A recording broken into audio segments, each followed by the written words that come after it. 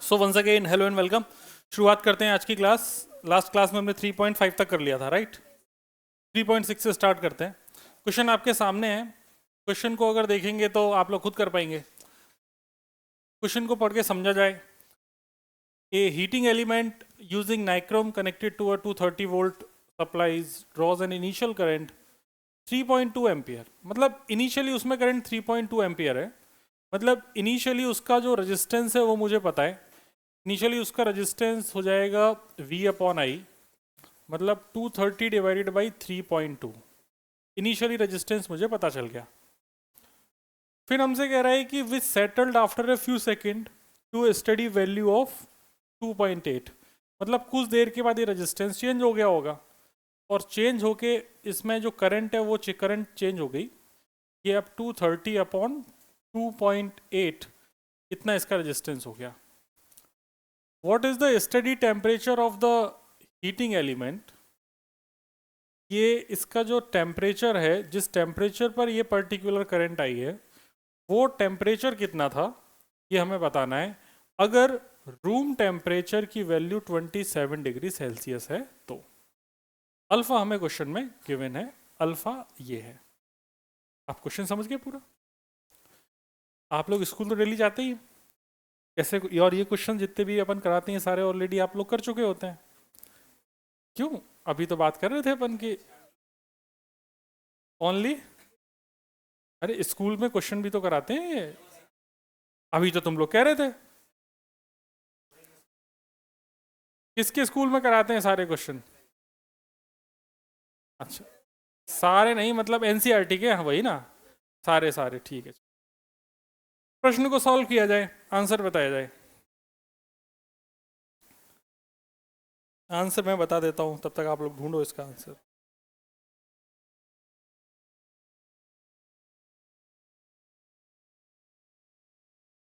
Chapter number 3 में चल रहे हैं ना अपन।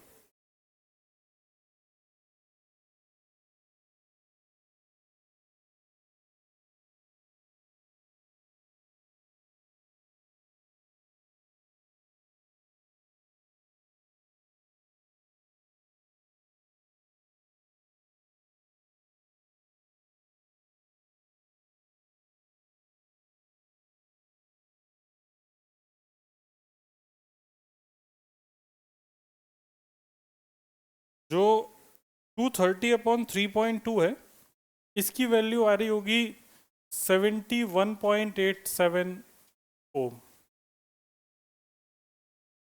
और ये जो दूसरा वाला है इसकी वैल्यू आ रही होगी 82.14 ओम। ऐसा मुझे कैलकुलेटर पे भरोसा है।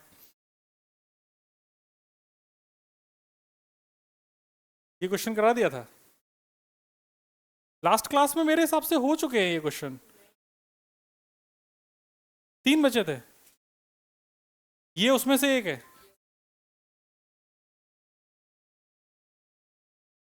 ऐसा था क्या? अच्छा, लास्ट क्लास अपनी यहीं रही थी ना, इसी सेंटर पे थी ना। तुम क्यों नहीं आई थी? स्कूल गई थी पायल।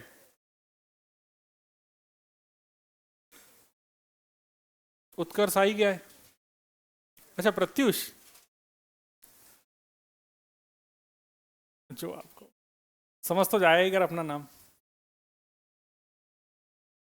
तो बदल ही ले, यही ठीक है। उत्कर्ष इज इक्वल टू प्रत्युष। और दूसरा वो एक और बालक था, वो मास्क वाला, वो नहीं दिख रहा, क्या नाम है उसका? करण, हाँ पीछे बैठा। अरे कहाँ छुप के बैठा है भाई? क्या मेरे करण अर्जुन आएंगे? ही इज अ शाई बॉय। आप एकदम सबका एनालिसिस करे जा रहे हैं, बस इस क्वेश्चन का एनालिसिस नहीं हो पा रहा है, बाकी सब सही हो पा रहा है ना। गधा नहीं तो। तो R बराबर R0 1 + alpha delta T. Delta T की वैल्यू यहाँ से R - R0 upon alpha R0। ये हम लास्ट क्लास में कई बार कर चुके हैं ये चीज़। तो बस हमको डेल्टा टी मतलब T - 27, R की वैल्यू डाल देंगे। 82.14 माइनस 71.87 डिवाइडेड बाई 71.87। अल्फ़ा की वैल्यू कितनी है 1.7 इंटू 10⁻⁻⁴। और आपकी कैलकुलेशन पे पूरा भरोसा करते हुए मैं इसका आंसर बता देता हूँ, जो कि आंसर आना चाहिए 840 प्लस 27, 840.5 प्लस 27, मतलब 867.5 डिग्री सेल्सियस। इतनी तो कर लेंगे सर, इतना तो भरोसा है। ठीक है जी, ये कचरा बट्टी खत्म होती है।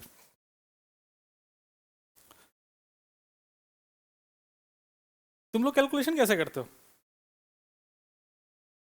वाह, ये तो एकदम नई चीज बताई। आज बेचारे 11th वालों को थोड़ी सी फिजिक्स सिखाई मैंने, थोड़ी।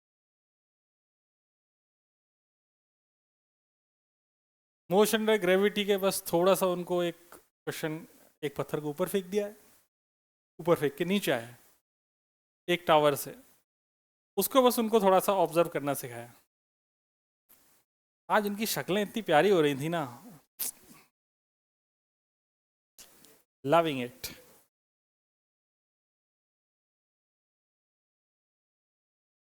चलो आगे देखते हैं, है ना।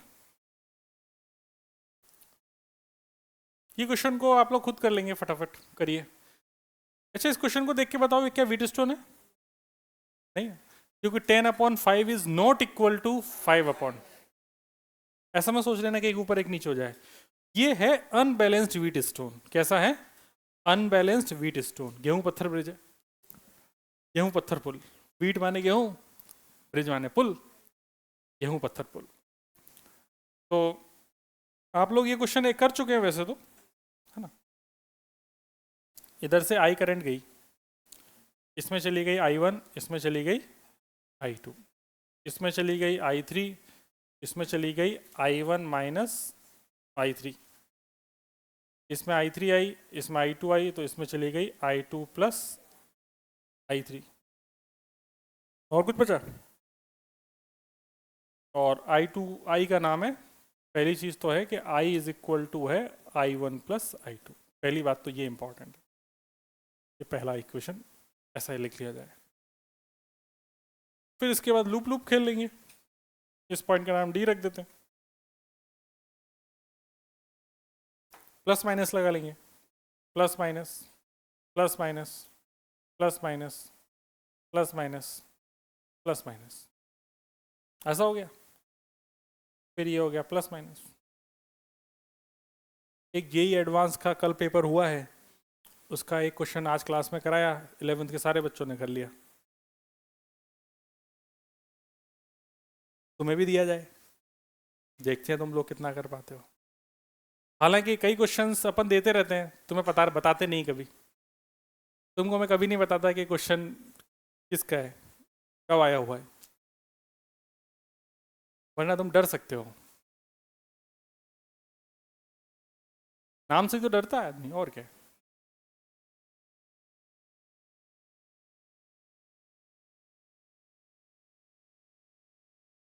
जैसे चंबल के डाकुओं का बड़ा खौफ था एक टाइम पे। अब मान लो डाकू सामने खड़े हो, तुम्हें थोड़ी पता है कि वो डाकू है। सही बात है ना, लॉजिक।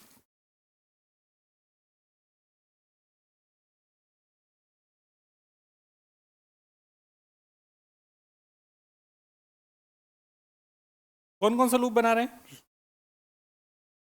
एक लूप तो अपन ये बना लेते हैं ABDA, है ना। ABDA बना लेंगे तो काम खत्म हो गया। -10I1 -5I3 plus 5I2 equal to 0। सही, सबका सही बना है।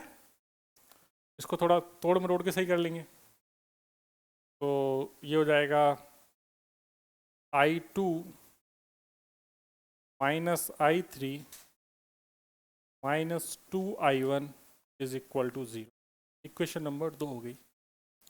एक लूप दूसरा बना लेते हैं, पड़ोसी वाला। बी से शुरू करें, BCDB।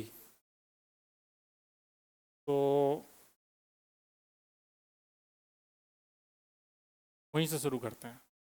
तो माइनस का 5 I1 माइनस I3 प्लस का 10 I2 प्लस I3 प्लस का 5 I3 बराबर 0। चटका चटकी करते हैं इनकी। तो -I1 plus I3 plus 2I2 plus 2I3 plus I3 बराबर 0। तो दो में से I1 तो एक ही है बेचारा। I2 की बात करें तो I2 भी एक ही है। फिर 4 प्लस 4I3 का आतंक है। इक्वेशन नंबर हो गई 3। इक्वेशन 3 है, लेकिन जो बनी हुई इक्वेशन है वो दो ही तो हैं, जिसमें I1 I2 I3 है। ये इक्वेशन तो बस यहां से बताने के लिए कि दो ब्रांचेस में बढ़ गया है। सही बात है। इंपॉर्टेंट बात है कि अपन को I1 I2 I3 में 3 इक्वेशन चाहिए, तो दो इक्वेशन हो गई। तीसरी बताओ कहां बनाए। क्या बेटे? ए बी सी। ए मतलब कहां से? ऐसे नीचे से? नीचे वाले से मत बनाओ, नीचे वाले से बनाने में ना प्रॉब्लम फंस जाएगी। या बना लो, मेरे पापा का क्या जा रहा है। इसका नाम कुछ और रख देते हैं, ए बी सी। इसका एम रख दो, इसका एन रख दो। हो जाएगा ए फॉर एप्पल, फॉर बड़का एप्पल, सी फॉर छुटका apple, A B C M N A. तो चलो एन से शुरू करेंगे। 10 माइनस 10I। आई की वैल्यू डायरेक्टली रख दूंगे I1 प्लस I2। क्या आई की value directly I1 plus I2 रख दी जाए? Yes sir, no sir. अरे yes sir, no sir. Okay, I1 plus I2। जिंदा हो कि टैम बोल गए? टैम बोल गए?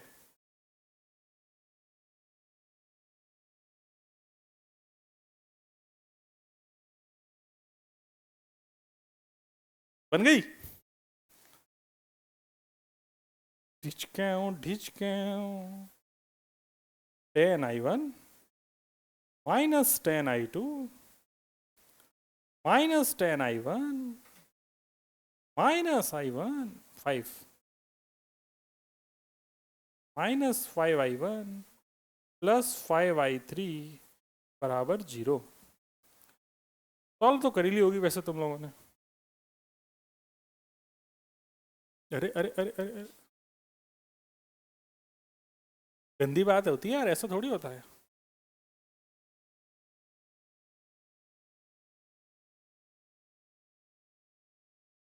हैं?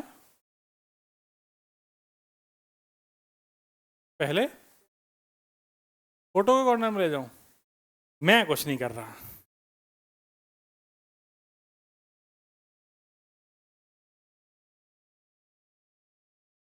ढिच के हूँ।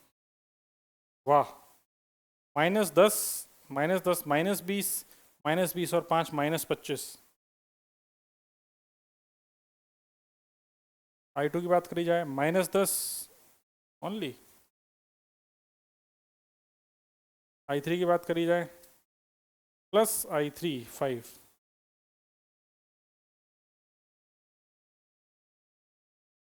Plus 10 equal to 0। आओ चटका चटकी करें इसकी। 25 मतलब 5I1 माइनस 2I2, तो 2 का हो जाएगा +2 minus I3 is equal to 2। 5 दूनी 10। ये आ गई भैया, ये इक्वेशन बन रही है। क्या आप लोगों की भी यही बन रही है? तेरा दोस्त नहीं आया दुष्ट, धोखा दे गया तुझको।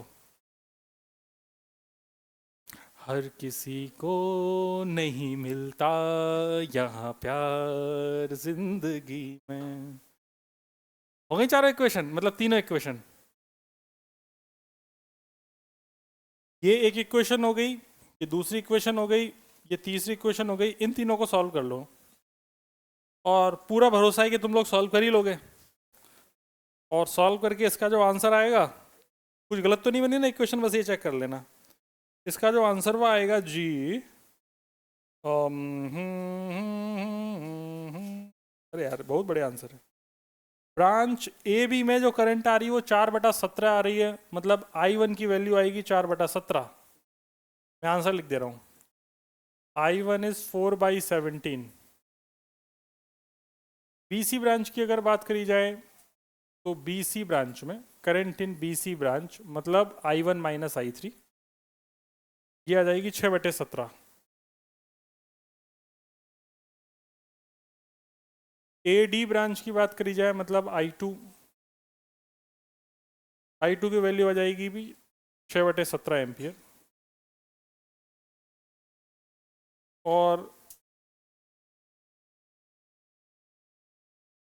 CD ब्रांच की अगर बात करी जाए मतलब DC, I इन DC, तो ये वापस से ये भी 4/17 ही आएगी। और कुछ बचा? BD, I3 की वैल्यू BD ब्रांच में जो करंट आएगी वो 2/17 एम्पियर आएगी, और टोटल करंट जो आएगी वो आएगी 10/17। ये आंसर है।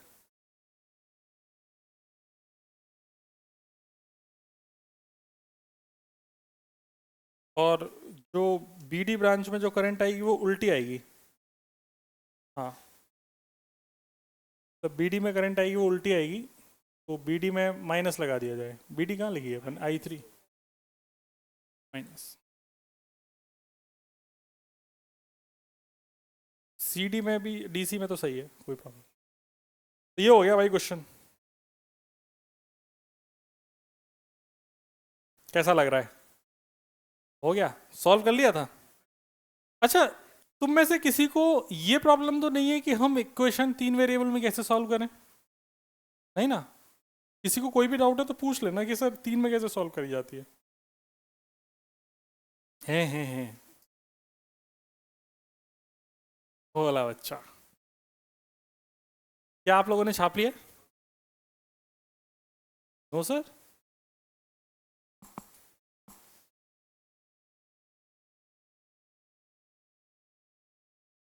आज अहाना और अहाना की मित्र, जिसका नाम बहुत टफ है, ऋत्विका, पीछे बैठी है। विहान भी आज पीछे बैठा है। विवान।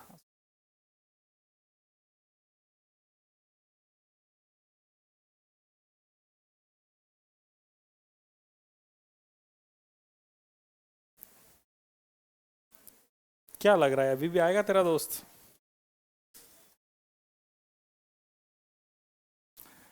तो उनसे पूछना पड़े, ऐसे लोग कभी नहीं आते।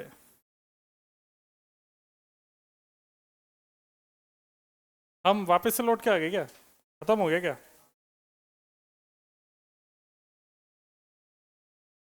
नहीं, आई थिंक कोई क्वेश्चन नहीं बचा है अब। एक क्वेश्चन कौन सा बचा है अब?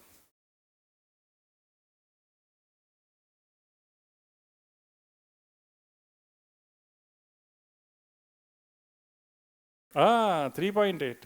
कितने, 8 क्वेश्चन है? 9 है? 8 है, ठीक है। चलो भैया करते हैं। Storage battery of a EMF 8 volt and internal resistance 0.5 ohms being charged by a 120 volt DC supply। तो एक स्टोरेज बैटरी है 8 वोल्ट की, इसका EMF 8 वोल्ट है। इंटरनल रेजिस्टेंस की बात करी जाए तो इसका इंटरनल रेजिस्टेंस 0.5 ओम है। एक चार्ज करी गई है 120 वोल्ट की DC बैटरी से। इसके साथ जो सीरीज रजिस्टर अपन ने लगाया है वो रजिस्टर है 15.5 ओम का। What is the terminal potential difference of the battery during the charging. इस बैटरी का, जिसकी हमने बात कर रखी है, ये बैटरी का नाम ए रख देते हैं। इस ए बैटरी का टर्मिनल पोटेंशियल डिफरेंस चाहिए, टर्मिनल पोटेंशियल डिफरेंस ऑफ ए। घटिया क्वेश्चन है यार, फटाफट सॉल्व करो।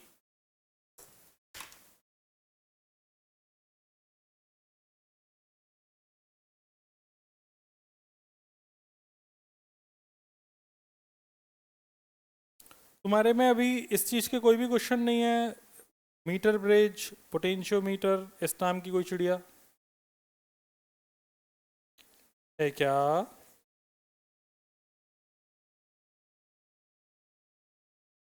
क्या बेटा? 33/4 वैल्यू बताना। वैल्यू 11.5 वोल्ट आ रहा है। टर्मिनल पोटेंशियल डिफरेंस 11.5 वोल्ट आ रहा है।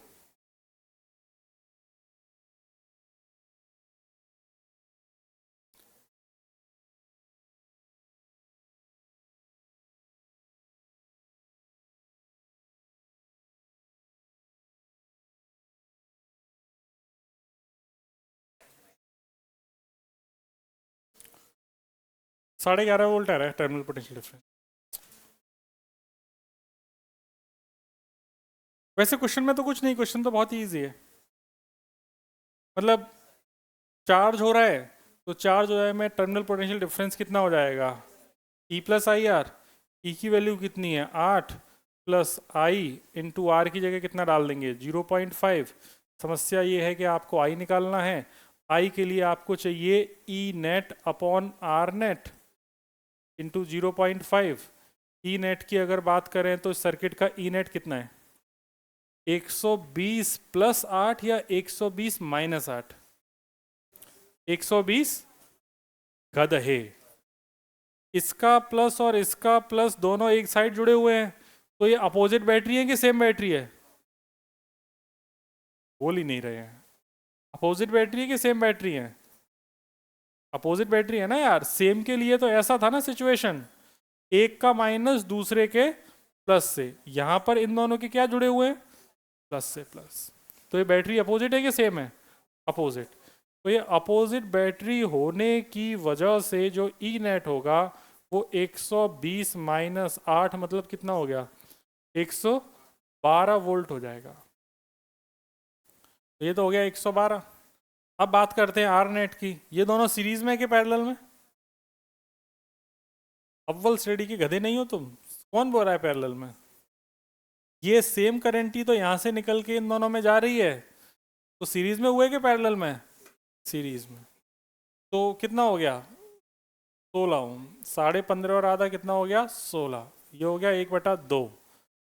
तो 8 प्लस, तो 2 पंजे 10, 2 छिक्के 12, 56/16 कितना?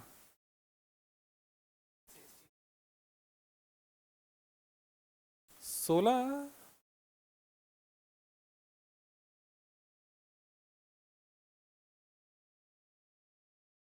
मतलब मैं नहीं समझ रहा।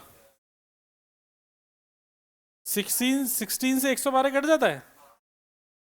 पक्की बात? पता नहीं यार, मुझे तो थोड़ा कम लगता है यार। मुझे मुझे हाँ? अच्छा ऐसा है क्या? तो ये 56/16 कितना होता है? कितना?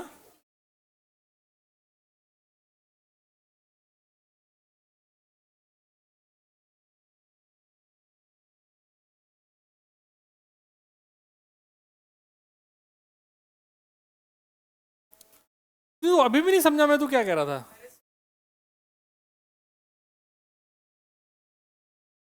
16 आता है? किसका ना किसका फैक्टर होता है? 16 7 112। अच्छा। मैं यार मेरे दिमाग में कुछ और कैलकुलेशन चल रही है, तो कुछ और चला रहा है। ठीक है, बढ़िया बढ़िया। और तेरा सही है, तेरा ज्यादा बढ़िया है। मैं कुछ और सोच रहा था। और एक बार में अपन एक ही चीज सोच सकते हैं, अपन लोगों का दिमाग इतना तो इवॉल्व हुआ नहीं। आई थिंक खत्म हो गया क्वेश्चन। अरे इसका दूसरा पार्ट भी है। What is the purpose of having a series register in the charging circuit? बताओ भाई क्या फायदा है? क्या फायदा है भाई? टेलो टेलो। करंट कम करता है, सेफ्टी रीजन से। हैं? रेजिस्टेंस ऐड हो रहे हैं। इसको हटा देते हैं, बताओ क्या होगा? हटा दिया मैंने रेजिस्टेंस यहाँ से। अब बताओ, शॉक लग के मर जाएगा? शॉक तो तब लगेगा ना जब वो ऐसे छुएगा। देखो इसके पीछे का रीजन ये है कि तुम घोंचो, छोटी सी बात नहीं समझे। अगर ये रेजिस्टेंस जीरो हो गया, इस बैटरी को हटा दे, तेरे पास बैटरी के नाम पर सिर्फ यही एक बैटरी बची कि नहीं बची? है ना? तूने रेजिस्टेंस हटा दिया, इसका मतलब बैटरी के ही दोनों टर्मिनल जोड़ दिए। ये एक आइडियल बैटरी है, आइडियल बैटरी है तो आइडियल बैटरी के अगर तू दोनों टर्मिनल जोड़ देगा तो तेरा ई अपॉन जो स्मॉल आर लिखते थे, आर की वैल्यू कितनी हो चुकी है? जीरो। तो करंट कितनी हो गई? अब एक ऐसी बैटरी लेके तो घूम रहा है जिसमें करंट इन्फिनाइट हो सकती है।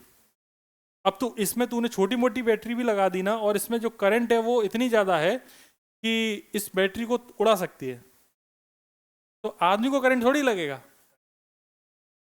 हाँ, करंट कम करने के लिए इसका सही आंसर है कि आइडियल बैटरी है, आइडियल बैटरी को अपन यूज़ नहीं कर सकते डायरेक्टली रियल लाइफ सिचुएशन में, इसलिए अपन ने इसको करंट कम करने के लिए हमने सीरीज में रजिस्टर लगा दिया है। मेरे हिसाब से अब वो सारी बातें हो चुकी हैं जो आपकी एनसीईआरटी में थी। अब इस अध्याय के अंतिम बातें करते हैं, और ये सारी बातें आपके प्रैक्टिकल्स में यूज़ आएंगी, तो अपन प्रैक्टिकल से रिलेटेड बातें करेंगे। और जेई नीट के लिए तो है ही, वहाँ पे तो प्रैक्टिकल्स को मतलब नहीं, वहाँ पर तो नॉर्मली आएगा। और स्कूल में मुझे बताया गया कि आप लोगों को न तो अमीटर पढ़ाया गया, ना वोल्ट मीटर पढ़ाया गया, ना पोटेंशियोमीटर पढ़ाया गया। पढ़ाया गया? प्रैक्टिकल में कराया होगा, उसमें कुछ पढ़ाया है क्या? कोई क्वेश्चंस वगैरह कुछ कराए हैं? रीडिंग लेना सिखा दिया ना? ठीक, चलो तो और शुरुआत करते हैं। क्या बदतमीजी है यार।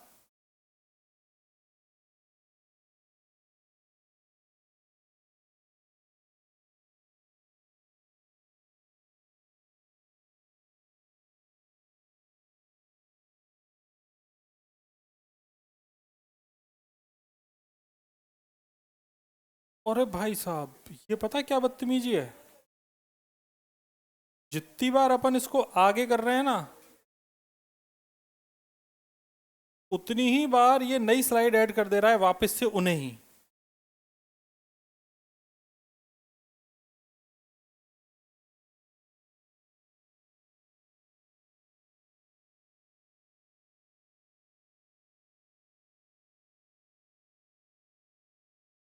चलो कहीं तो जुड़ ऐड हुआ, जहां भी ऐड हुआ हो।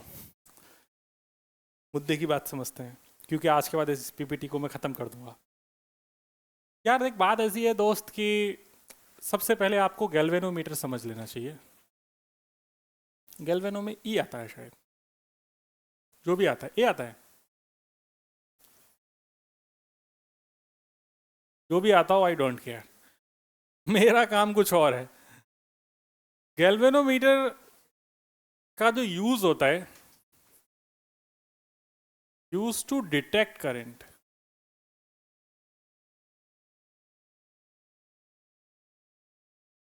It does not measure current.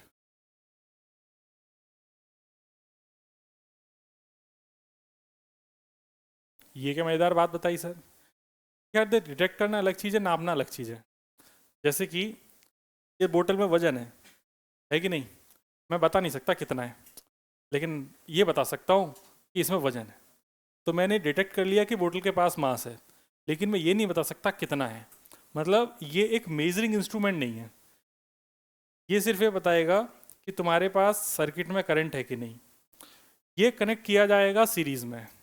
Connection जो होता है इसका, कनेक्शन इन सीरीज, जहाँ कहीं भी आपको करंट पता करना है वहाँ पर इसको सीरीज में लगा दिया जाए, आपका काम ये जो करंट में डिफ्लेक्शन जो भी चीज़ है वो बता देगा। जैसे कि आओ मैं सिखाई देता हूँ तुमको। इसका नोटेशन है ये जी, गैल्वेनोमीटर। इसमें कोई सीधी और उल्टी साइड तो होती नहीं है। ये ई है, ये आर है, यहाँ पे करंट आई है। अब यार दोस्त बात ये है कि जैसे इसमें से जो कोई भी करंट फ्लो करेगी, तो करंट की वैल्यू तो तुम्हें पता है कितनी है, ई अपॉन आर। लेकिन अगर मैं इससे पूछूंगा गैल्वेनोमीटर से कि बता इसमें कितनी करंट फ्लो कर रही है, तो कहेगा मैं बता नहीं सकता। ये करंट को डिटेक्ट करेगा, मतलब इसमें एक सुई होगी, वो सुई डिफ्लेक्ट करेगी, कोई नंबरिंग तो है नहीं वहाँ पे। अगर ज़्यादा डिफ्लेक्ट कर गई तो ज़्यादा करंट है, कम डिफ्लेक्ट करी तो कम करंट। ठीक है, इतनी सी बात समझ में आ गई। तो गैल्वेनोमीटर का काम है करंट को डिटेक्ट करना, मेजर नहीं करता, मेजर करने का काम है एमीटर का। गैल्वेनोमीटर का अगर मैं तुमको सिंपल मतलब समझाऊं एक बात में, और आइडियल एमीटर का जो रेजिस्टेंस है वो होता है जीरो। जैसे कि मैंने यहाँ पर इसका रेजिस्टेंस कितना माना है, जीरो। अगर ये रियल एमीटर होता तो इसका जो रेजिस्टेंस होता है, इसको मैं नाम दे रहा हूँ आर जी। क्या नाम दूंगा, आर जी। तो उस केस में यहाँ पर एक चीज और ऐड हो जाएगी, आर जी। ठीक है, तो ये गैल्वेनोमीटर का हो गया रेजिस्टेंस, इसका नाम है आर जी, या small G capital G, small जी ले लिया है। इसमें करंट जा रही है आई। अगर हर इंस्ट्रूमेंट की अपनी एक लिमिट होती है, उस लिमिट से ज़्यादा अगर उसमें से कोई भी रीडिंग वगैरह लेने की कोशिश करोगे तो इंस्ट्रूमेंट ख़राब हो जाएगा। जैसे कि अगर तुम एक एमीटर से 5 एम्पियर, उसमें लिखा है कि इसमें 5 एम्पियर तक करंट नाप सकते हो, तुम उसमें 100 एम्पियर के सर्किट में लगा दो जहाँ 100 एम्पियर करंट फ्लो कर रही है, उसमें इतनी प्यारी सी आग लगेगी, एकदम मज़ा ही आ जाएगा। वैसे ही बात है यार, इसकी एक लिमिट है, इससे ज़्यादा करंट इसमें पास नहीं हो सकती। लेकिन अपन लोगों के साथ क्या बात है कि अपन चाहते हैं कि हम एक तो इंस्ट्रूमेंट से डिटेक्ट नहीं करें, मेजर करें। तो इसका जो नोटेशन है वो ए है, और इसके लिए हमने एमीटर इस्तेमाल किया है। Ammeter is use to measure current, मतलब सर्किट में जहां एमीटर लगा है वो करंट की वैल्यू बताएगा कि इतनी करंट इस सर्किट में फ्लो हो रही है। कनेक्शन है इन सीरीज, सीरीज में कनेक्शन होगा। और galvanometer can be converted in ammeter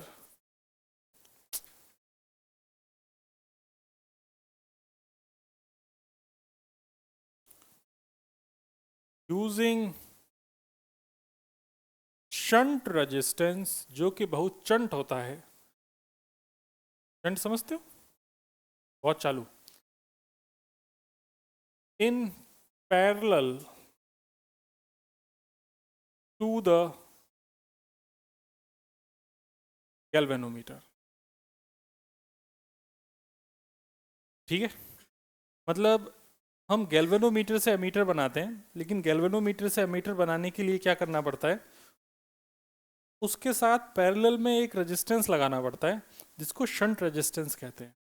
shunt का मतलब है जिस किसी भी एलिमेंट के अक्रॉस आप शंट कर रहे हैं, इसका मतलब एक तार इधर पकड़ो, दूसरा तार इधर पकड़ो, ये तार हो गया। जिसको भी शंट कर रहे हो उसको इस एलिमेंट के एक इधर साइड एक इधर साइड लगा दो, तो तुमने उसको बाईपास कर दिया ना। जो करंट पहले सीधी जा रही थी, यहाँ पे एक एलिमेंट लगा हुआ था, तुमने यहाँ पर एक प्लेन वायर लेके ऐसे लगा दिया, तो अब जो करंट है वो सीधी ना जाके इस जीरो रेजिस्टेंस के वायर से जाएगी। करंट हमेशा वो रास्ता चुनती है जहाँ पर उसको मिनिमम रेजिस्टेंस मिले, इसीलिए जितना कम रेजिस्टेंस उतनी करंट ज़्यादा। जिस ब्रांच में कम रेजिस्टेंस उस ब्रांच में करंट ज़्यादा। अब जितनी करंट यहाँ से आई थी वो ये इसके पास रेजिस्टेंस था, तुमने जीरो रेजिस्टेंस का वायर शंट कर दिया तो पूरी की पूरी करंट यहाँ से चली गई, तो तुमने इसको इस एलिमेंट को शॉर्ट कर दिया। इसी को कहते हैं शॉर्टिंग। शॉर्टिंग करने के लिए अपन क्या करते हैं, शंटिंग। शंटिंग समझ गए, एक तार इधर दूसरा तार। अभी शंटिंग करके देखते हैं। आप लोगों ने लिख लिया होगा शायद, कहाँ तक लिख लिया, लिखो लिखो लिखो, छापो छापो। अभी बताएंगे ना, अभी बताऊंगा ही, अभी कन्वर्ट करना भी सिखाऊंगा।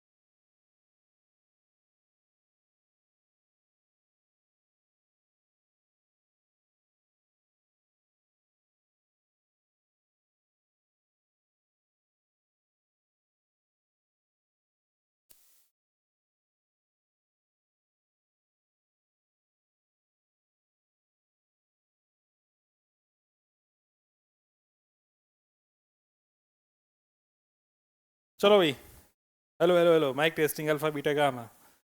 इतना छाप लिया होगा। देखो यार, कनेक्शन कैसे होता है कि जैसे गैल्वेनोमीटर है, तो गैल्वेनोमीटर है तो इसका रेजिस्टेंस कितना होगा, आर जी। इस ब्रांच में करंट इससे ज़्यादा जा ही नहीं सकती आई जी से ज़्यादा। अगर इसमें आई जी से ज़्यादा करंट गई तो ये फूट जाएगा। अरे हाँ या ना। इसमें यहाँ पे जो करंट अपन ने मानी, इसका नाम आई जी रख लो ताकि कन्फ्यूजन ना हो ये कौन सी करंट है। इससे ज़्यादा करंट गई तो ये फूट जाएगा। अब अगर ये फूट गया तो समस्या है। इसके लिए अपन ने क्या किया कि यहाँ पर जो करंट जो भी सर्किट में आई है बहुत ज़्यादा, वो बाकी सब में यहाँ से पास करा दूँ और इसमें मैक्सिमम आई ही भेजूँ। तो यहाँ पर एक शंट रेजिस्टेंस एस जोड़ दिया, तो जो भी बची हुई करंट है आई माइनस आई जी, ये इस वाली ब्रांच में आ गई। आया ना। तो हमसे पूछता है, ये बन गया टोटल अमीटर, इस पूरे को अमीटर बोलते हैं।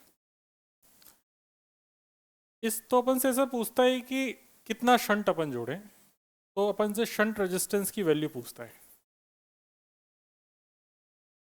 तो पहली बात, शंट सीरीज में नहीं जोड़ रहे हैं, किस में जोड़ रहे हैं, पैरेलल में। तो इस पॉइंट और इस पॉइंट, इसका नाम अगर मैं ए और इसका नाम बी रख दूं, तो potential across A B should be same. सही बात है।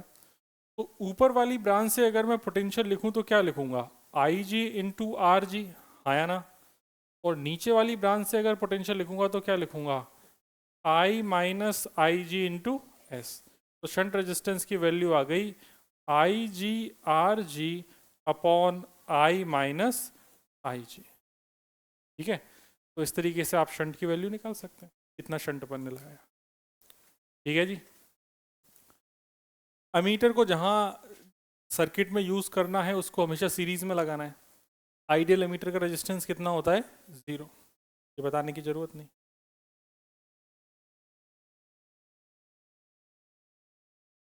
आइडियल अमीटर का जो रेजिस्टेंस है वो 0 होता है। अच्छा, एक क्वेश्चन याद आया इससे मुझे, पूछूं? नहीं, क्वेश्चन ये है कि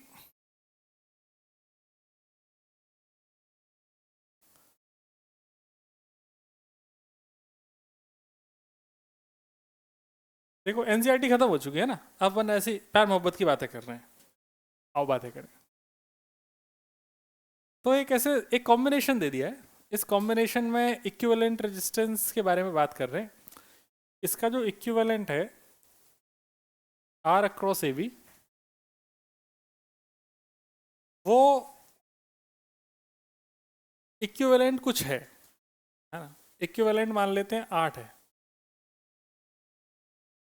ठीक है, ऐसा है 8 हो। फिर ऐसे ऑप्शन दिए R1 R2 के। ठीक है, ये कुछ भी हो सकते हैं R1 R2। अपन को उन ऑप्शंस को देखना है। तो जैसे R1 की अगर अपन बात करें, R1 जैसे 2 ओम है। ठीक है, ये 4 ओम है।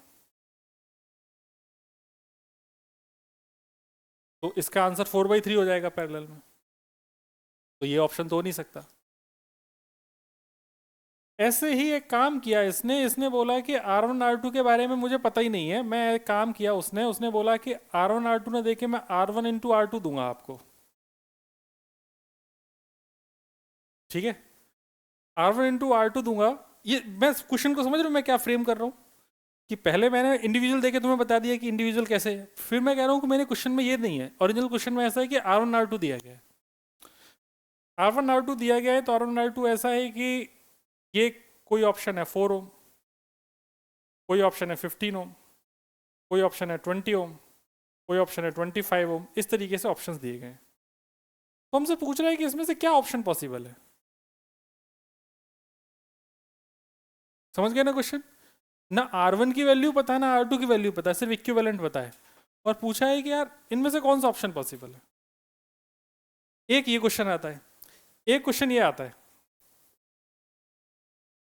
इजी वाला पूछते तुमसे, R1 प्लस R2 की वैल्यू क्या होगी? इसके चार ऑप्शन है।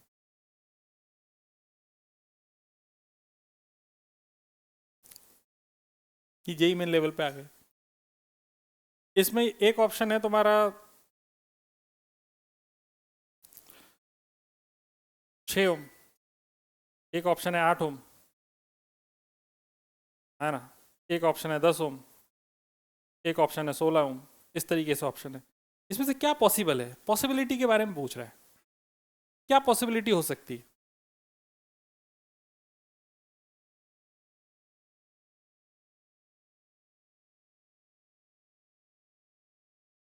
कि कैसे सोचेंगे? अच्छा सोचेंगे कैसे, ये बताओ मुझे, हम कैसे दिमाग चलाएं इस क्वेश्चन में? हाँ?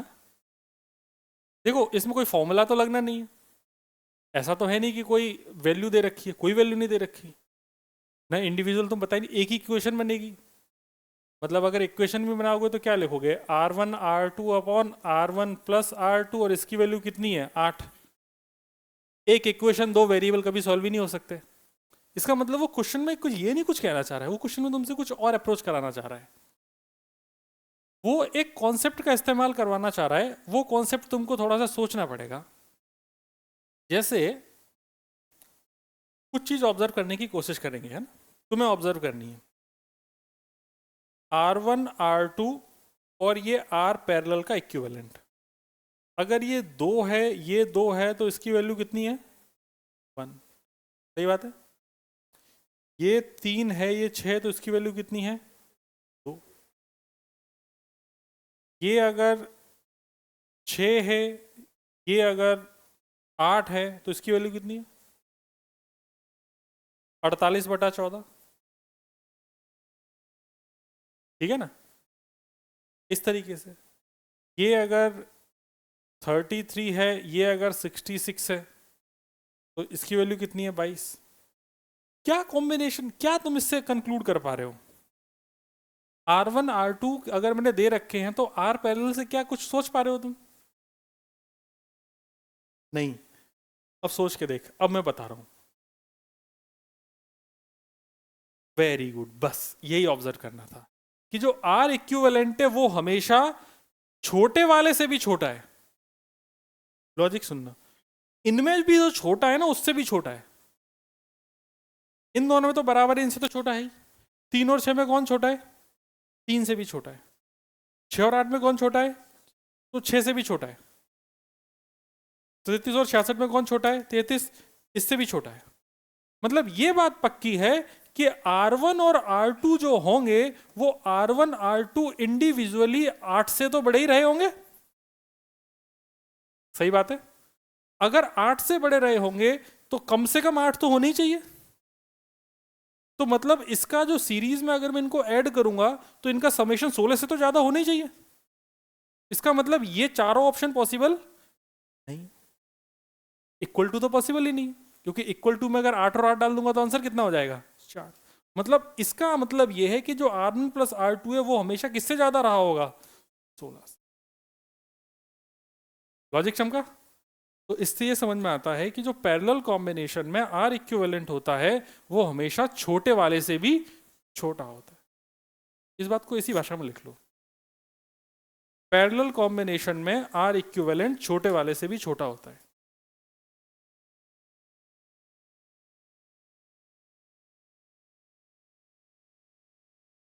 पैरेलल कॉम्बिनेशन में R इक्विवेलेंट छोटे वाले से भी छोटा होता है।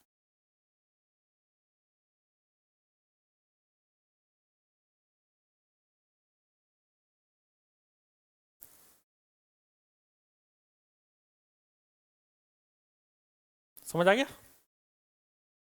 Sir no sir, no sir, no sir, अच्छा यस सर।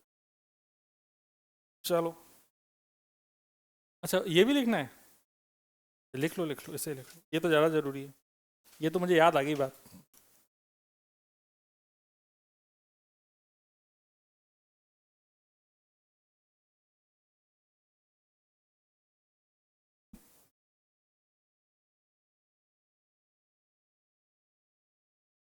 कई बार ऐसे क्वेश्चंस होते हैं फिजिक्स में जो सॉल्व ही नहीं हो सकते, वो ऑप्शंस देख के तुम्हें टिक करना है, ऑप्शंस के कॉम्बिनेशन देख के टिक करने हैं, उनमें सोल्यूशन बन ही नहीं सकता। जैसे इस पर्टिकुलर क्वेश्चन में कोई सोल्यूशन नहीं हो सकता, क्योंकि एक इक्वेशन दो वेरिएबल सॉल्व ही नहीं हो सकते।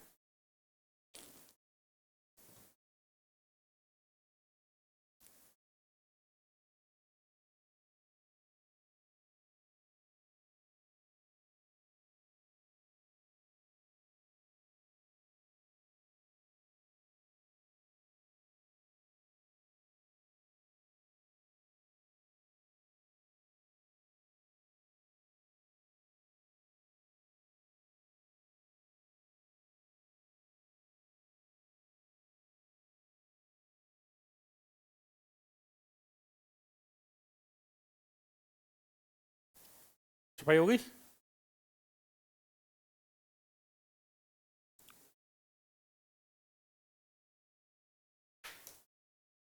देखो भाई, बहुत बात करनी है मुझे अभी, जल्दी जल्दी करो।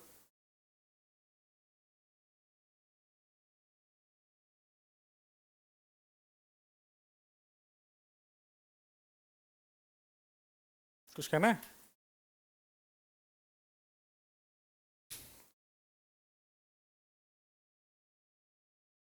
भूख लगने लगी यार।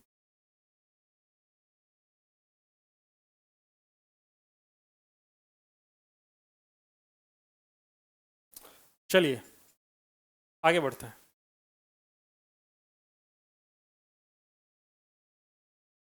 ये छाप लिया ये।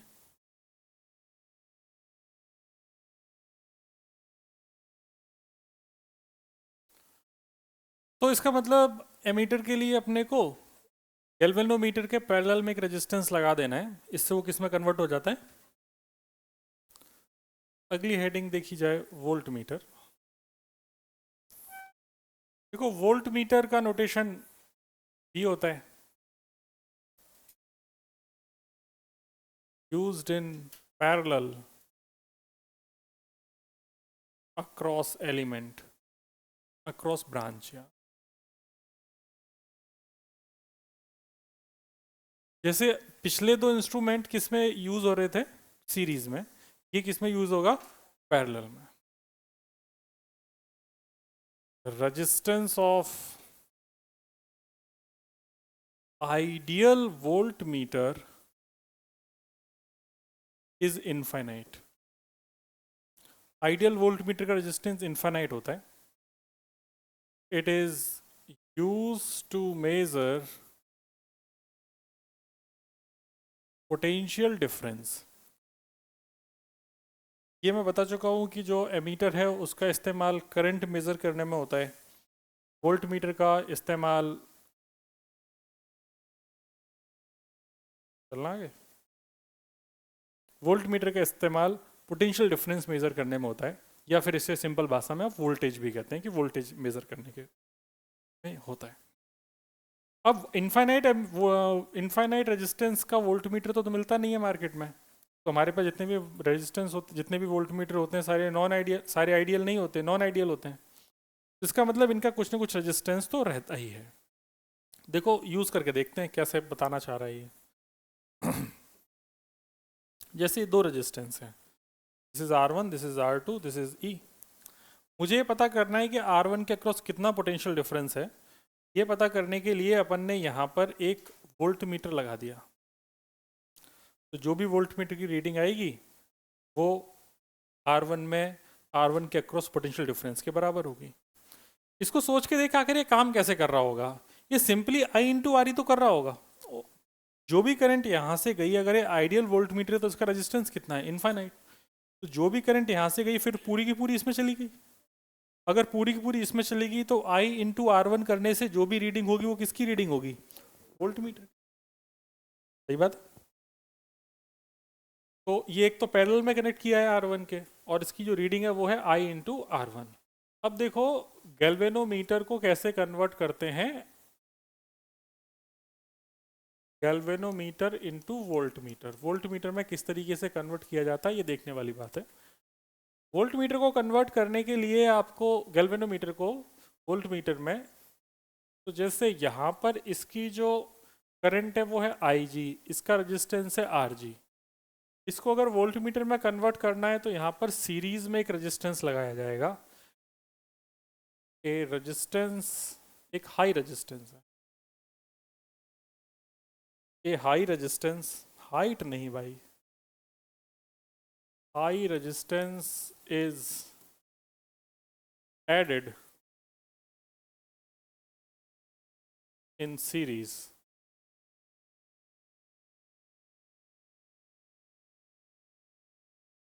With galvanometer.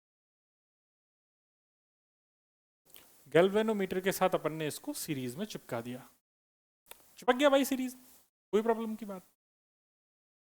अब इसको ऐसे समझो, range of volt meter, range का मतलब होता है कि मैक्सिमम कितना मेजर कर सकता है इंस्ट्रूमेंट, उसकी औकात। तो मैक्सिमम मेजर करने के लिए इसके अक्रॉस जो पोटेंशियल डिफरेंस वोल्ट मीटर के अक्रॉस होगा वही तो वो मेजर करेगा। तो वोल्ट मीटर के अक्रॉस अगर मैं देखूं तो पोटेंशियल डिफरेंस कितना है, I G into R G plus R, ये इसकी रेंज हो गई, आया ना। अच्छा, इसको एक ऐसे एक चीज और देख सकते हैं, इसने अगर कुछ करंट इधर खाई होगी, तो अगर कुछ करंट इस वाली ब्रांच में चली गई तो इसका मतलब इस वाली ब्रांच में कम करंट गई। अगर इस वाली ब्रांच में कम करंट गई तो जो वोल्ट मीटर है वो एक्चुअल रीडिंग से कम नापेगा या ज्यादा नापेगा, कम नापेगा, क्योंकि करंट कम है तो आई इंटू आर वन ही तो कर रहे थे। अगर आई ही कम हो गया तो फिर उसका आई कम होने की वजह से जो भी पोटेंशियल डिफरेंस है वो भी क्या हो जाएगा, कम हो जाएगा। तो इससे समझ में आ रहा है कि वोल्ट मीटर की रेंज जो है अगर आइडियल नहीं है तो जो भी वो रीडिंग देगा वो रीडिंग एक्चुअल नहीं होगी, एक्चुअल से कम होगी। दूसरी बात, जो इसकी रेंज है, रेंज को अपन कम ज़्यादा कर सकते हैं, आर को आप वेरी करा दो, आर को कम ज़्यादा करके एमीटर की अपन रेंज वोल्ट मीटर की अपन रेंज चेंज कर सकते हैं। अगर वोल्ट मीटर की रेंज ऐसे चेंज हो जाएगी तो क्या सर जो एमीटर है उसकी रेंज चेंज हो सकती है, तो इसका भी आंसर है हाँ। आप यहाँ पर शंट की वैल्यू चेंज करके एमीटर की भी रेंज चेंज कर सकते हैं, ठीक है ना। तो रेंज दोनों की चेंज हो सकती है। चलो भाई आगे बढ़ते हैं।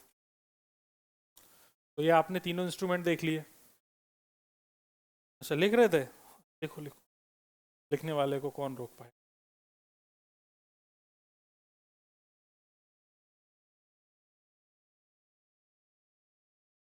कौन सी वैल्यू,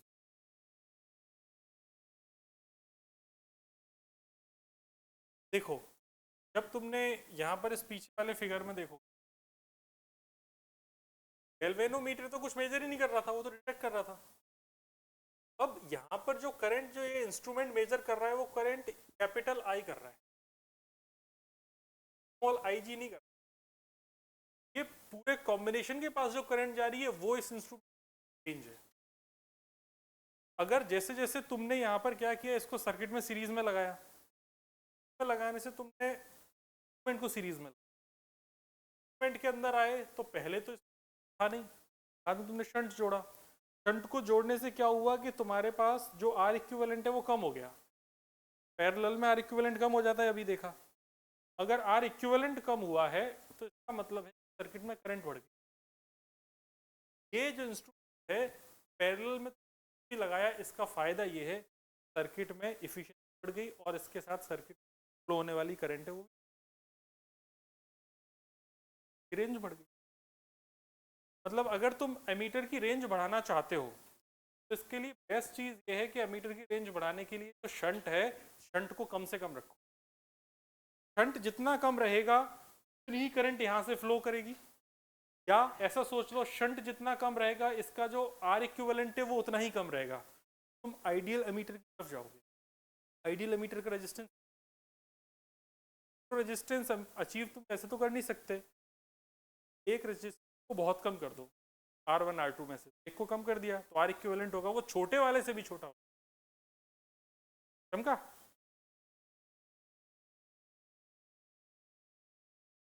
पेज छाप रहे थे क्या?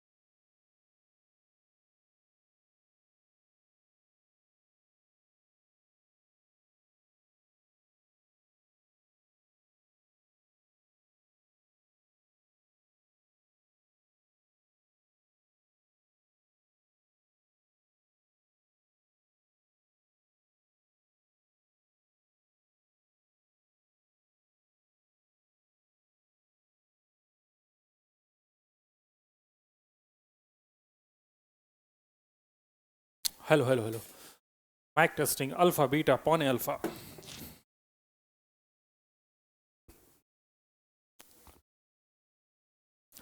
बेटा, हाँ, टेम्परेचर कम कर दें? अच्छा, इसको बंद कर दें? और पानी वानी, कोई चाय वाय?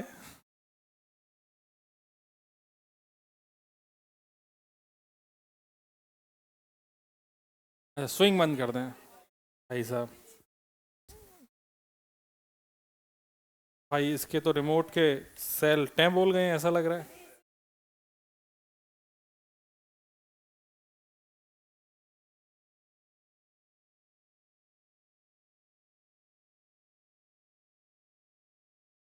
तो मेरे प्यारे कछुआओ, आओ मीटर ब्रिज देखें।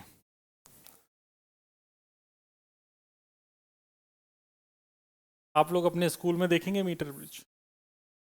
मीटर ब्रिज का जो काम होता है वो बाद में देखेंगे, पहले देखते हैं किस पे बेस्ड होता है। बेस्ड ऑन गेहूं पत्थर ब्रिज। लिखते जाओ साथ में, है ना? ऐसा कुछ समझने योग्य नहीं है बहुत ज़्यादा। यूज टू कंपेयर, या मतलब use to find unknown resistance.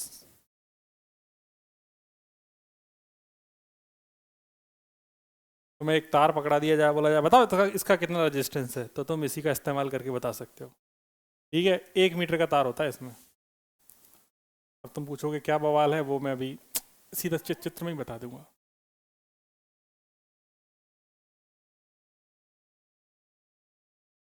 Yes, एकदम सही। जैसे तुम अपने स्कूल में देखोगे, तुम्हारे स्कूल में ऐसा दिख रहा होगा।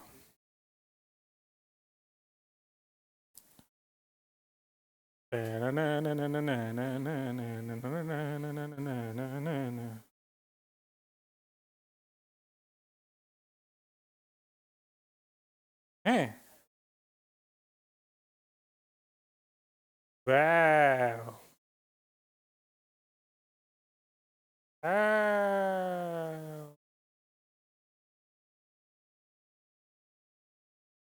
मैंने इसे इंडक्टर क्यों बना दिया भाई?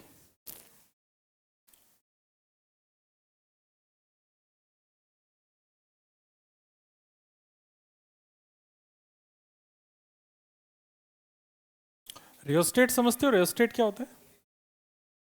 Variable resistance. Are H is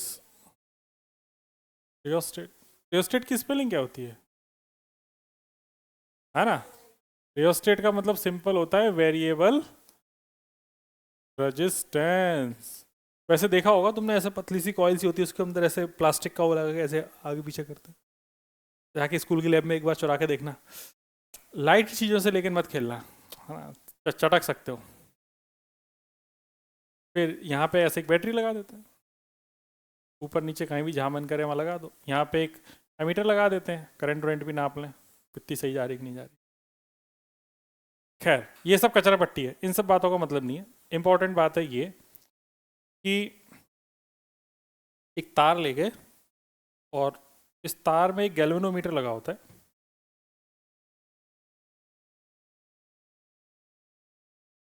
और यहाँ पे ऐसे एक जे नाम की चिड़िया होती है जिसको जॉकी कहते हैं।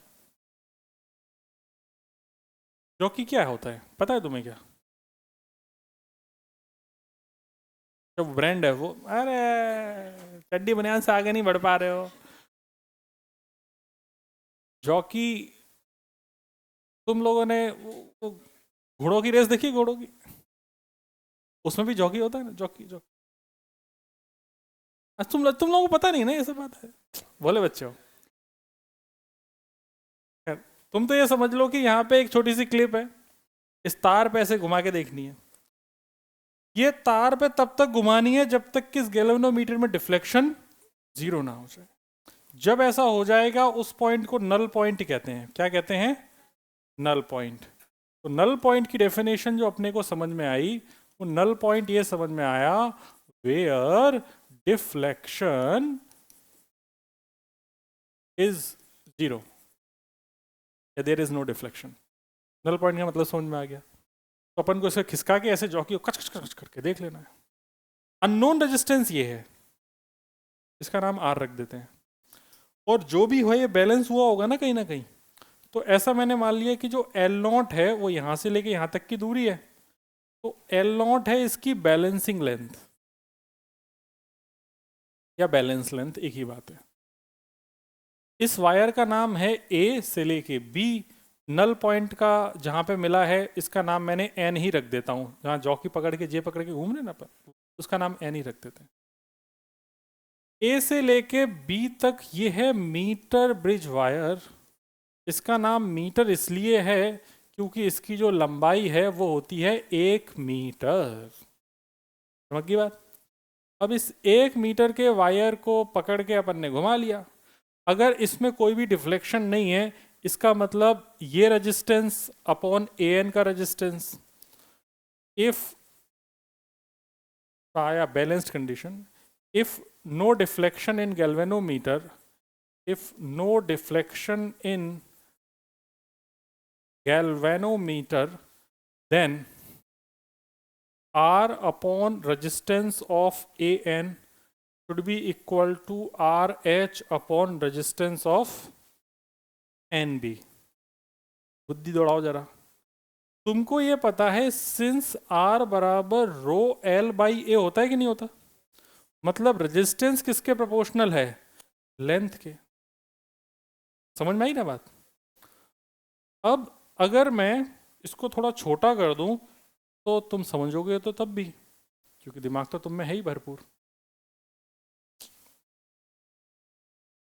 और कुछ हुआ है? एक और गया ना? नहीं गया?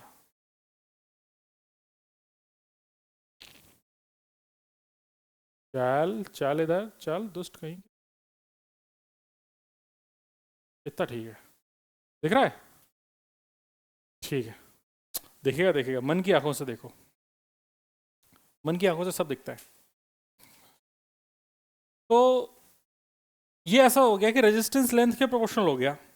तो अगर रेजिस्टेंस लेंथ के प्रोपोर्शनल है, इसका मतलब R A N is proportional to L naught and R N B is proportional to L, where L is equal to 1 metre. इसको नाम मैंने एल नाम दे दिया।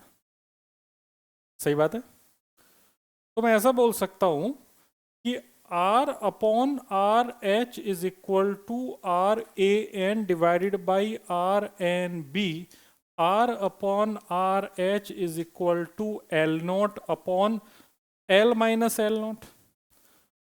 सही बात है। तो if L naught in centimetre, अगर एल नॉट सेंटीमीटर में है तो आपको एल भी सेंटीमीटर में लेना पड़ेगा। 1 मीटर में कितना सेंटीमीटर होता है? अच्छा, इतना पता है तुमको, वाह वाह वाह। तो ये हो जाएगा L naught upon 100 minus L naught, और if L naught in meter तो उस केस में क्या लिखोगे? R upon R H is equal to L naught divided by 1 minus L naught. ऐसे ही होगा। इंटरेस्टिंग गेम ये है कि यहाँ से आपको, जैसी आपने ये बैलेंस व्हीटस्टोन की कंडीशन लगाई, आपको जो आर निकालना था वो आर सॉल्व होके यहाँ से आप निकाल सकते हैं। ठीक है, छापो। कहाँ पे? हाँ, मतलब लेंथ है तो एल माइनस एल नॉट लिखना चाहिए, एकदम सही कह रही हो, बहुत अच्छा।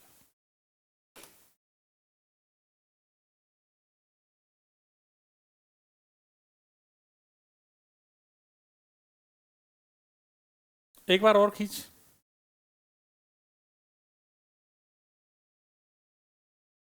जूम कर दें? अरे यार तुम बोलो तो सही। लो, पहले पहले इसको ही छाप लो।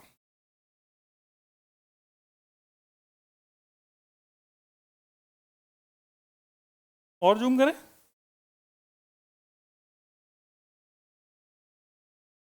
हैं? हीटिंग वाला? हीटिंग वाला चीज़ क्या होता है? रियोस्टेट की कह रही हो? वायर तो सब में गर्म होती है, करंट पास करेगी तो हीट लॉस हो गई। बेटा कुछ भी वायर हो, वो हीट तो होता ही है, इसीलिए तो सारे क्लेडेड वायर यूज करते हैं अपन। अभी इसीलिए तुमने देखा होगा कि केबल्स यूज होने लगी है नॉर्मल गलियों में भी, पहले तो 2 वायर होते थे।